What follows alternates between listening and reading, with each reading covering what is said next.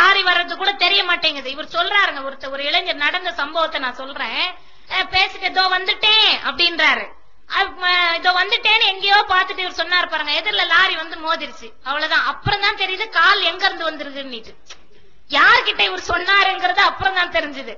இதுல incoming free வேற, incoming free, out going வந்து அவரவர் வசதிப்படி எவ்வளவு அலங்காரம் பண்ணிக்கணுமோ அவ்வளவு அலங்காரம் பண்ணிக்கலாம் இல்லையா?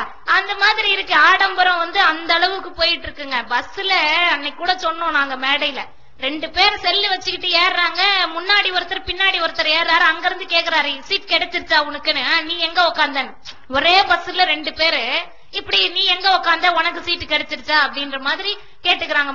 ஒண்ணு இல்லைங்க, கணவன் மனைவி 2 பேரு, கணவன் மனைவி உட்கார்ந்து பேசிக்கிட்டு இருக்காங்க. 2 பேர் கையிலயும் செல்லு இருக்கு.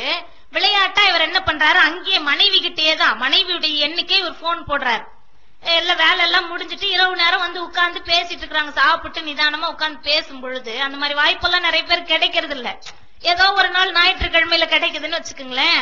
அப்படி உட்கார்ந்து பேசிட்டு இருக்கும் போது இவர் கணவர் வந்து மனைவியுடைய செல்லுக்கு போன் போடாரு. அந்த அம்மாவும் கையில வச்சுக்கிட்டு இருக்காங்க. ஆனா அது அவருக்கு ஒரு என்ன தகவல் வருதுன்னு கேட்டீங்கன்னா, நீங்கள் தொடர்பு கொள்ளும் வாடிக்கையாளர் தொடர்பு எல்லைக்கு அப்பால் இருக்கிறார். அங்கே பக்கத்திலேயே தான் அந்த அம்மா உட்கார்ந்துட்டு இருக்கிறாங்க. நீங்கள் தொடர்பு கொள்ளும் வாடிக்கையாளர் தொடர்பு எல்லைக்கு அப்பால் இருக்கிறார். நொந்துட்டார், அப்படியே ஆஃப் பண்ணி வச்சுட்டார். அதுல வேற என்னன்னு கேட்டா, அந்த அம்மாக்கு என்ன கோவம்னா, இப்படி நீங்க போனை போட்டு என்ன வாடிக்கையாளர்னு வேற சொல்ல வச்சு அதை கேட்டு ரசிச்சுக்கிட்டு இருக்கீங்களா அப்படின்னு அந்த அம்மா வேற சண்டை போட ஆரம்பிச்சிட்டாங்க. இந்த மாதிரி இருக்கு இன்னைக்கு. அந்த ஆடம்பர மோகத்துல போயிட்டு குடும்பத்துக்குள்ளவே 4 செல்லு 5 செல்லு வாங்கி வச்சுக்கிற மாதிரியான நிலைமெல்லாம் இருந்துகிட்டு இருக்குங்க.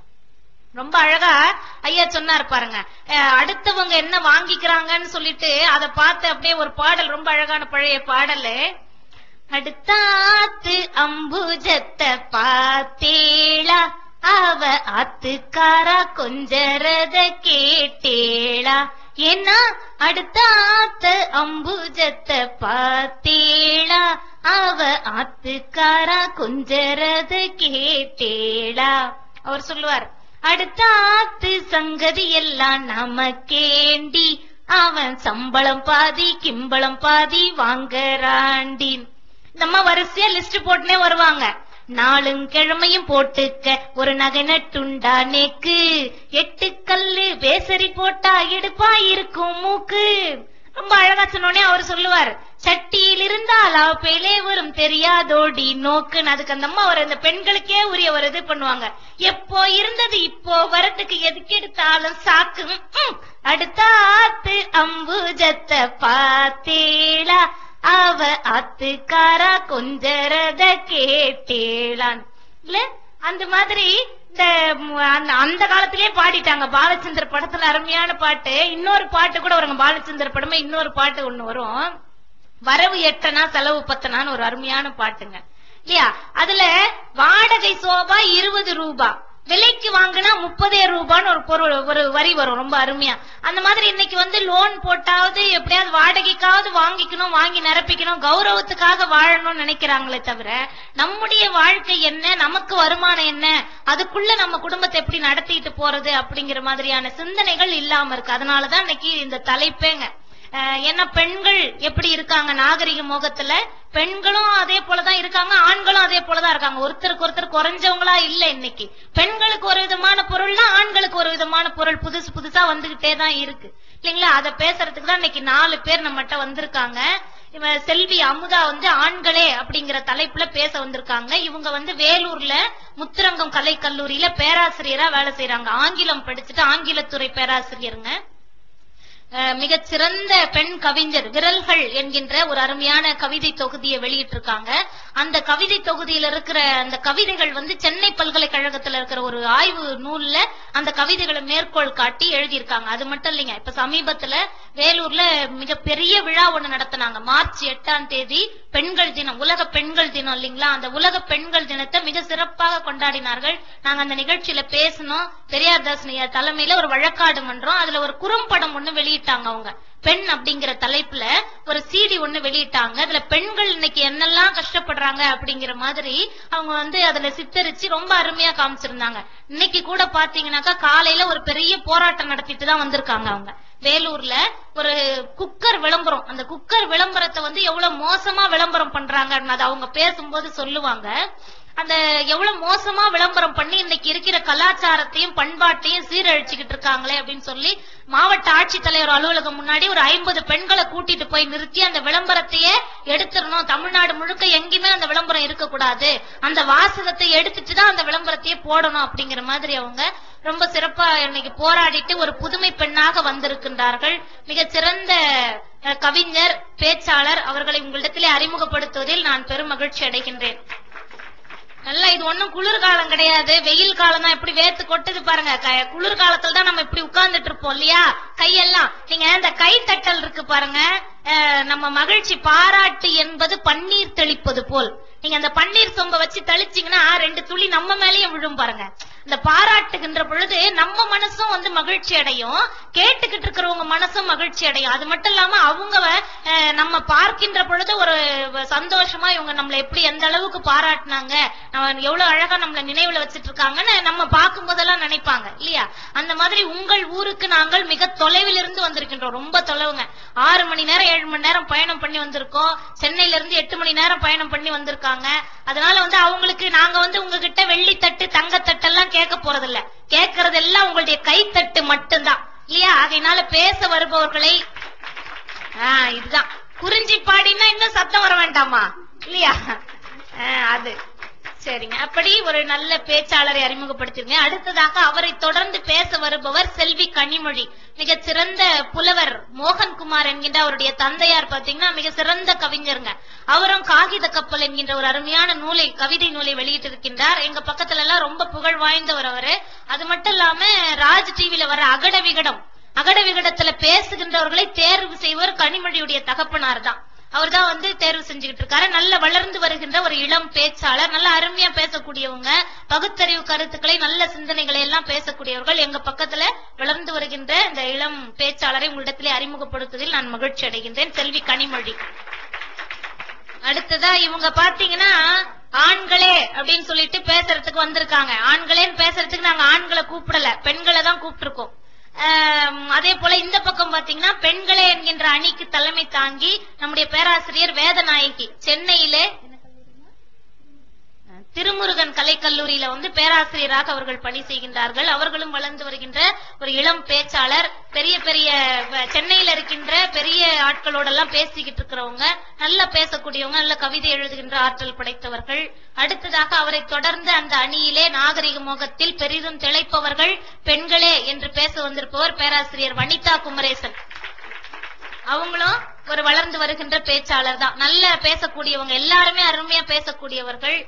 நீங்க அவங்கள உற்சாகப்படுத்தி மீண்டும் மீண்டும் உங்கள் பகுதியிலே பேசுகின்ற ஒரு நல்ல வாய்ப்பினை வழங்கக்கூடிய அளவிற்கு அவர்கள் பேசுவார்கள் என்ற என்னுடைய அறிமுக உரையை இதோடு நான் நிறுத்தி, நாகரிகம் நல்ல சுமங்கலன் அப்படின்னு சொல்லிருக்கோமா நம்ம சொல்ல முடியாது. ஏன்னா அவங்களுக்கு அப்படி அடையாளமே கிடையாது இன்னைக்கு. அதனால என்ன பண்ணிக்கிட்டு இருக்கானா, 50 வயசு ஆகும், 5 குழந்தைகளுக்கு அப்பாவா இருப்பான், ஒரு அழகான பொண்ணு பக்கத்துல உட்கார, இவர் சொல்லுவாரு ஹலோ அப்படின்னு பேர் சொல்லிக்குவார், எல்லாம் இன்ட்ரோடியூஸ் பண்ணிப்பாரு.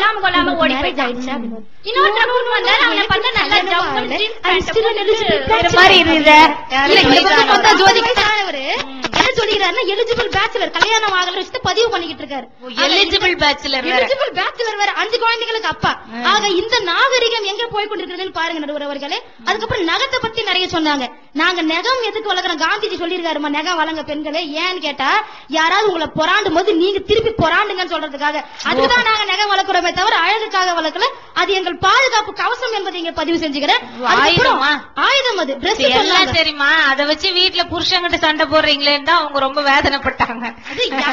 யாரு எவ்வளவு பேர் பாதிக்கப்பட்டிருக்காங்க நடுவரவர்களே. யாரு பொறாண்டாலும் பொறாண்டுவோன்னு சொல்லிட்டு வருகிற காலத்துல அடுத்து இந்த ட்ரெஸ் போட்டாதான் பாக்குறானா. அவங்க சொல்றாங்க புடவை கட்டிட்டு இருந்தா பாக்க மாட்டான், நீங்க அசிங்கமாக ட்ரெஸ் போடுறீங்க, ஆபாசமாக போடுறீங்கன்னு. நடுவரவர்களே ஒன்னு சொல்றேன் நானு, கழுதைக்கு புடவை கட்டினா கூட நம்ம ஆளுங்க பாப்பான். உண்மை, கழுதைக்கு புடவை கட்டினா நம்ம ஆளுங்க பாப்பா. ஏன்னா அவன் சொல்றான் குனிஞ்சா மிடி, நிமிந்தா தாவணி, தடிக்கு விழுந்தா சுடிதார் அப்படின்ட்டு அவ என்ன ட்ரெஸ் நீ பண்ணாலும் உன்னை பாக்குறவன் பாத்துக்கிட்டு தான் இருப்பான். இதுதான் அவனுக்கான நாகரிகம் என்பதை இங்க சொல்லிக்கொண்டு அதுக்கப்புறம் அழகிய போட்டிகள் பத்தி பண்ணிட்டு இருக்காங்க. நான் திருவள்ளுவர் பல்கலைக்கழகத்துல வேலை செஞ்சுக்கிட்டு இருக்கேங்க. திடீர்னு ஒரு விருது கொடுத்தாங்க, மிஸ்டர் திருவள்ளுவர் அப்படின்னாங்க. நான் பதறி போயிட்டேன். ஒருவேளை திரு அப்படின்றத நம்ம வள்ளுவருக்கு மரியாதை போட்டு மிஸ்டர் திருவள்ளுவர் சொல்றாங்கன்னு பார்த்தா அவர் மிஸ்டர் திருவள்ளுவர். அவருக்கு அழகான போட்டி நடந்திருக்கிறது உண்மை. இன்னைக்கு அதுவும் நடந்துகிட்டு இருக்கு. அரண்டிகார் போட்டு ஆம்பளை திரும்பி திரும்பி காட்டிக்கிட்டு இருக்கான். இது உண்மை. இது நடந்துகிட்டு இது வந்து இந்த உண்மையை நான் இங்க பதிவு செய்யறேன். அப்ப மிஸ்டர் திருவள்ளுவர் மிஸ்டர் மெட்ராஸ் என்ற விஷயங்கள் நடந்துகிட்டு இருக்கு. ஆனா இங்க மிஸ்டர் குறிஞ்சிப்பாடின்னு வைக்க மாட்டாங்க. நம்புறேன் நான் நடக்காது அப்படின்ற மாதிரியான நாகரிக கோளாறுகள் நடக்காது. இறுதியாக நடுவர் அவர்களே சந்திரமுகி புடவை பத்தி சொன்னீங்க. இப்ப சந்திரமுகி சந்திரமுகி புடவை பத்தி அவங்க சொன்னாங்க. சொல்றேன் சந்திரமுகி புடவை இருக்குது உங்களுக்கு. நான் கூட ரொம்ப நாளா எங்க வீட்டுக்கார்ட்ட கேட்டிருந்தேன், சந்திரமுகி புடவை வாங்கி கொடுங்க சந்திரமுகி. அவர் உடனே கேட்டாரு, அந்த படத்துல சந்திரமுகி யாருன்னாரு. ஜோதிகா. அப்போ அந்த பொண்ணு வழக்கமா என்ன ட்ரெஸ் போடுது தெரியுமா? தெரியாது. 2 ட்ரௌசர் தான், ஒன்னு சிவப்பு கலர் இன்னொன்னு வெள்ளை கலர். இதெல்லாம் கேட்டேன்னா உதைப்ப உன்னேனாரு. சரி பேசாம ஆயிட்டேன். சந்திரமுகி பைக்னு ஒண்ணு வந்திருக்கு, அதை நீங்க தெரிஞ்சுக்கணும். அதை ஓட்டுறதுக்காகவே இங்க வந்து அப்பா எல்லாம் இன்ஸ்டால்மெண்ட் செத்துட்டு இருக்கான், பைக் வாங்கி கொடுத்து. ஆக இந்த மாதிரியான மோசங்கள் நடந்து கொண்டிருக்கு நடுவர் அவர்களே. அதுக்கப்புறம் சொல்றாங்க டவுன் பஸ் பத்தி நிறைய பேசினாங்க. நாங்களும் கதை சொல்றோம் டவுன் பஸ் பத்தி கவிதை. இங்க டவுன் பஸ்ல ஏறவான எதுக்கு ஏறனா பெண்களை இடிக்கிறதுக்கே ஏறிக்கிட்டு இருக்காங்கல்ல இன்னைக்கு. எதுக்கு இடிக்கிறதுக்கு? இடி தாங்கிகளாக தானே பெண்கள் போயிட்டு வந்துட்டு இருக்கோம் டவுன் பஸ்ல. வேலைக்கு போற பெண்கள் பாத்தீங்கன்னா இளைஞர்கள்லாம் நல்ல பசங்கம்மா. அவங்க வந்து அவங்கவுங்க ஆளுங்களுக்கு பாதுகாப்பா போறாங்க. இதுல இந்த சித்தப்பாங்க தாத்தாங்க இவங்க எல்லாம் அவங்க தொந்தரவு தான் தாங்க முடியறது. நான் சொன்னேன் 50 வயது கோளாறு. 50 வயசு கோளாறு. அதுதான் 50லும் ஆசை வரும். பாருங்க அதான் சொல்றேன். ஒரு பெண் வருந்தி எழுதுறா, அட பாவிகளா நான் என்ன பாபர் மசூதியா, என்னை இடிக்க இத்தனை பேர் இருக்கிறீர்களே, கட்டுவதற்கு ஒருத்தன் கூட இல்லையா அப்படின்னு கேக்குறான். ஆக இந்த மாதிரியான வேதனை சம்பவங்கள் நடந்து கொண்டிருக்கிறது. அப்புறம் தாய்மையை பத்தி பேசிக்கிட்டு இருக்காங்க. என்னன்னு கேக்குறாங்கன்னா தாய்ப்பாலை கொடுப்பதில்லைன்னு சொல்லிட்டு நாகரிக வட்டத்தில் இருக்கக்கூடிய மேல்நாட்டு சமாச்சாரம் நமக்கு தேவையில்லை. ஒரே ஒரு கடைசியான பதிவு, சுனாமி நடந்துச்சு. அந்த சுனாமி நிகழ்வுல என்னன்னா ஒரு தாய் வந்து 2 குழந்தைய தூக்கிட்டு காப்பாத்துறதுக்காக போயிருக்கா. சுனாமி அலை அடிச்சு ஒரு பனை மரத்துல மாட்டிக்கிறா. அப்ப 2 கையில ஒரு குழந்தைய தூக்கிட்டு போயிருக்கா. ஒரு கையில ஒரு சட்டை மட்டும் இருக்கு, குழந்தையோட சட்டை மட்டும் இருக்கு. இந்த கையில ஒரு குழந்தை இருக்கு. இதய துடிப்பு பாக்குறாங்க, குழந்தைக்கு இருக்குன்ற மாதிரியான விஷயங்கள் தெரியுது. உடனே அந்த குழந்தைய காப்பாத்துறாங்க. ஆனா அந்த தாய் வந்து இறந்து போயிட்டு இருக்கா. தீர விசாரிச்சு பார்க்கும்போது என்னன்னு தெரிஞ்சதுன்னா சட்டை மட்டும் இருந்தது பாருங்க, அது அவளுடைய குழந்தை. உயிரோட இருந்துச்சு பாத்தீங்களா, அது பக்கத்து வீட்டுக்காரருடைய குழந்தை. ஆக தன்னுடைய குழந்தையோட பக்கத்து வீட்டுக்கார குழந்தையும் காப்பாற்றணும்ன்ற தாய்மை உணர்வு பொங்கிக் கொண்டிருக்கிற நாடு நம்முடைய தேசம் என்பதை நீங்கள் மறந்துவிடக் கூடாது என்று சொல்லி இறுதியாக நல்ல நாகரிகம் தெரிந்தவர்கள் வந்து குறிஞ்சிப்பாடி மக்கள் தான். ஏன்னா ஆண்களாக இருந்தாலும் அவங்களையே நாங்க திட்டினாலும் எங்களுக்கு நல்ல கை தட்டுவாங்க அப்படின்ற நம்பிக்கை. போகும்போது பத்திரமா போனமேன்றதுக்காக ஒரு பாதுகாப்பு கவசம் எங்களுக்கு பத்திரமா அனுப்பி வைப்பாங்கம்மா. நல்ல சாப்பாடு, நீங்க விரும்புற சாப்பாடு போட்டு பத்திரமா அனுப்பி வைப்பாங்க. ஏன்னா அடுத்த ஆண்டும் வந்து பேசணும் இல்லையா, அதுக்காக. அதை பத்தி எல்லாம் நீங்க கவலையே படாதீங்க. அந்த நாகரிகத்துக்கு மெச்சி தலை வணங்கி நீங்க சேம் சைட் கோல் மட்டுமே அடிக்க கூடாது, நேராக இருந்து ரொம்ப அநியாயமா இருக்கேன். உங்களை வந்து நான் வேற ரொம்ப பொய்யாலாம் வேற புகழ்ந்திருக்கேன். அந்த புகழ்ச்சிகள்லாம் நீங்க வந்து அப்ப நீங்க முதல்ல சொன்னதெல்லாம் பொய்யா? நான் இவ்வளவு நேரம் அப்படி எல்லாம் இருக்கிற பொழுதுன்னு நினைச்சிட்டு இருந்தேன் நானு. நடுவர் அவர்களே, அதை மெய்யாக்கணும்னா நீங்கள் எங்கள் பக்கமே தீர்ப்பு தர வேண்டும் என்று கூறி மீண்டும் ஒரு முறையாக குறிஞ்சிப்பாடி மக்களுக்கு எங்களுடைய நெஞ்சார்ந்த நன்றியினையும் வணக்கத்தையும் பதிவு செய்து விடைபெறுகிறோம். நன்றி, வணக்கம். சபாஷ் சபாஷ். வட போய் 2 பேருக்குமே கல்யாணம் ஆகலைங்க, 3 பேர் கல்யாணம் ஆகாதவங்க வந்திருக்காங்க. ரொம்ப பயமா இருக்குது. நான் நீங்க தான் சொல்லிட்டு போலான்னு நினைச்சேன். எங்க வேதனைக்கு அமுதாக்கு எல்லாம் வந்து ஒரு நல்ல மாப்பிள்ள பாருங்கன்னு பெரியவங்க கிட்ட சொல்லிட்டு போலான்னு நினைச்சேன். இப்ப எனக்கு பயமா இருக்குது. ஏன்னா இப்படி படன்னு கொட்டுறாங்களே, இவங்க வந்து எப்படி இங்க பொண்ணு கட்டினா என்ன நம்மள என்ன பாடுபடுத்துவாங்களோன்னு பயந்துருவாங்களோ அப்படின்ட்டு ரொம்ப பயமா. ஆனால் நன்றாக பேசினார்கள், அழகாக நல்ல இலக்கிய கருத்துக்கள், செறிவான கருத்துக்கள் வந்து விழுந்தது. நாம எதிர்பார்த்தபடி 4 பெண்களுமே நல்ல செய்திகளை சொன்னாங்க. நகைச்சுவையாக சொன்னாலும் உண்மையான கருத்துக்கள், பல கருத்துக்களை அவர்களுடைய செய்திகளிலே சொல்லி இருக்கின்றார்கள். அவங்க சொன்னாங்க பாருங்க, அந்த சுனாமி அது உண்மைங்க. எல்லா பத்திரிகைகள்லயும் அந்த தாயினுடைய புகைப்படம் வந்திருந்தது, அந்த போட்டோ